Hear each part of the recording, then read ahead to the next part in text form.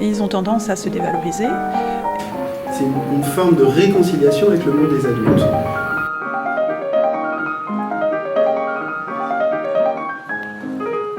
Bonjour Dorian. Bonjour. Tu es élève du micro-lycée. Pourquoi tu as souhaité venir dans cet établissement et être scolarisé? Qu'est-ce qui s'est passé dans ton cursus scolaire? Alors en fait, le cursus scolaire, il me plaisait pas du tout.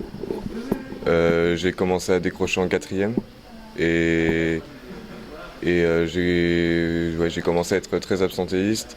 En troisième, j'y suis pratiquement pas allé de l'année. J'ai quand même eu mon brevet et il se trouve que mon prof principal en troisième, il m'a diagnostiqué comme un élève à haut potentiel. C'est-à-dire qu'il pensait que je assimilais tellement vite les cours que j'avais tendance à m'ennuyer en cours en fait. Et voilà, donc j'ai eu mon brevet et puis ensuite je me suis retrouvé en seconde. Mais alors attends, je veux revenir au collège. Tu étais absentéiste, mais comment tu ressentais les cours?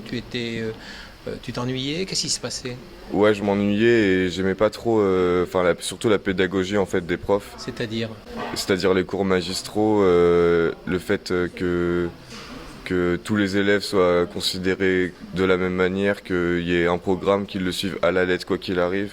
C'était pas adapté quoi, à ta situation personnelle. Ouais, voilà, ça me plaisait vraiment pas du tout parce que je pense qu'en quatrième, vers cet âge-là, on commence à prendre conscience de qui on est, du monde dans lequel on vit, de qu'est-ce qu'on fait, et on commence à se poser des questions en gros. Et c'est à cet âge-là que, avec cette prise de conscience, ça a commencé à me déplaire énormément en fait. D'accord. Bon, donc ce professeur, ton professeur principal te fait passer des tests. Qu'est-ce qu'il donne ces tests? Du coup, ils sont avérés positifs. Que j'étais jugé comme un élève à haut potentiel en gros. Et donc le chef d'établissement a donc décidé de t'admettre en seconde. Ouais, j'ai quand même, du coup comme mon prof principal savait que j'avais les capacités pour, il s'est dit que valait mieux me mettre en seconde que me faire redoubler alors qu'il savait que j'avais les capacités pour et que ça me ferait juste perdre une année pour rien. En fait. Et alors cette seconde? Alors la seconde, début de l'année, premier mois, je me suis forcé vraiment, je me suis dit bon, il faut que j'y aille. J'ai tout donné le premier mois et puis après, au bout d'un mois, j'ai commencé à décrocher et je pouvais plus en fait. Absentéiste encore. Et ouais, j'ai commencé à être très absent. Et j'avais une bonne moyenne quand même, mais à chaque fois que j'allais pas au contrôle, du coup les profs me mettaient un 0 et ça a fait chuter ma moyenne énormément. Alors si on n'avait pas compté ces zéros, tu aurais eu... Ouais, j'avais 13-14 de moyenne et avec les zéros, du coup ça m'a fait un 3-4 quoi. Oui. Et du coup le lycée a pas voulu me garder alors que c'était mon lycée de secteur. Ils m'ont orienté dans une autre ville. J'ai refait une seconde encore, seconde générale. Et ouais, ça a toujours pas marché. Et à la moitié de l'année, j'ai commencé à me dire que valait mieux que je me réoriente dans la voie professionnelle directement parce que l'école, ça marchait pas pour moi. Donc c'est ce que j'ai fait. Comme j'étais passionné par le dessin et l'informatique, j'ai mélangé les deux. J'ai fait du graphisme, infographie. C'était bien. Et ouais, ça me plaisait beaucoup. Mais donc c'était en alternance et donc j'ai fait mes 2 premiers mois. Et il se trouve que l'alternance, c'est limite de la surexploitation. Parce que, en gros, il n'y a pas de vacances, les journées sont chargées, les semaines sont chargées de... Tu parles des stages en particulier? Je parle de l'alternance, en fait, on fait 2 semaines de cours, non. Ouais, 2 semaines de cours, 2 semaines de travail. C'est ça, oui. Et donc, ouais, ça fait 35-40 heures par semaine. Moi, je sais que je me levais à 7 heures et que je rentrais chez moi, il était 20 heures des fois. Oui. Et donc, ouais, c'était pas supportable, mais j'ai quand même réussi à le faire parce que ça me plaisait. Et il se trouve que le patron que j'avais, il cherchait un apprenti. Donc quelqu'un qui payait pas cher, moi en l'occurrence j'étais payé 350 € par mois, mais il voulait quelqu'un qui a des compétences énormes, limite un graphiste professionnel. Et donc tu débutais? Moi j'étais en première année, ouais.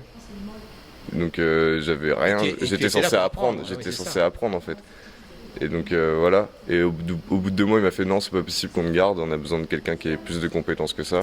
Alors que vraiment, comme je savais qu'il cherchait quelqu'un qui avait plus de compétences, moi je travaillais vraiment 2 fois plus et tout. Je rentrais chez moi alors que je rentrais à 20 h, je regardais des tutos sur internet pour apprendre les logiciels, tout ça. Et donc non, au bout de 2 mois il m'a pas gardé. J'avais 1 mois pour trouver un autre patron, j'ai pas réussi parce que c'est un secteur difficile à trouver. Donc ouais, j'ai pas pu continuer. Et à la fin de l'année, j'ai découvert les lycées comme le LAP, tout ça. C'est quoi le LAP? Le LAP, c'est le lycée autogéré de Paris. D'accord. Et Et ouais, le LAP, j'ai essayé de faire les tests là-bas. Ils avaient que 3 places sur 55 demandes, donc ouais, au final j'ai pas pu être pris. Mais ils m'ont dit, ouais, il y a un micro-lycée et tout, si ça t'intéresse. Du coup j'ai postulé ici.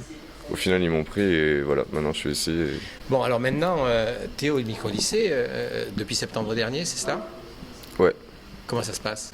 Bah ça se passe super, genre là maintenant j'ai des bonnes notes, je travaille, j'ai plus d'absence. Qu'est-ce qui a changé? Bah en fait tout a changé pour moi parce que j'avais des problèmes avec mes parents du fait que j'allais pas en cours. Ça s'est réglé, du coup je me sentais pas bien moi-même, ça s'est réglé.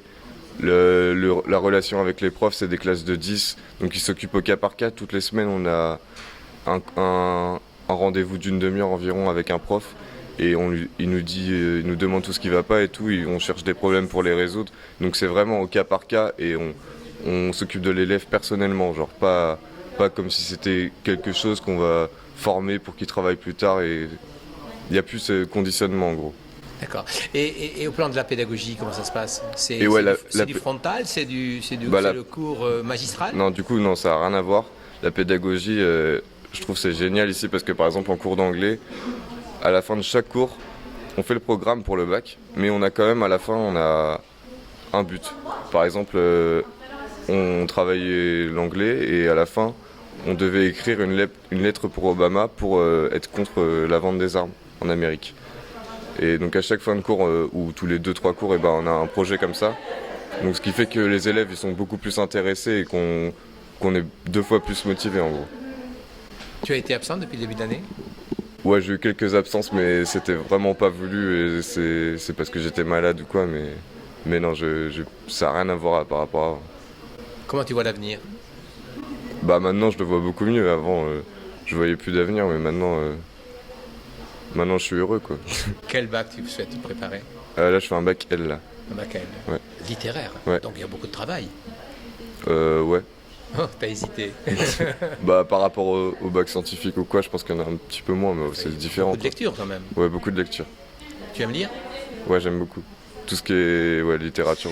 Les camarades ici, comment ça se passe? Travail d'équipe, on apprend entre soi? Comment... Ouais, et les élèves essayent on essaye de tout, que tout soit, je dirais, autogéré et qu'on travaille tous ensemble, quoi. C'est beaucoup misé sur... la collaboration. Ouais, la collaboration, voilà.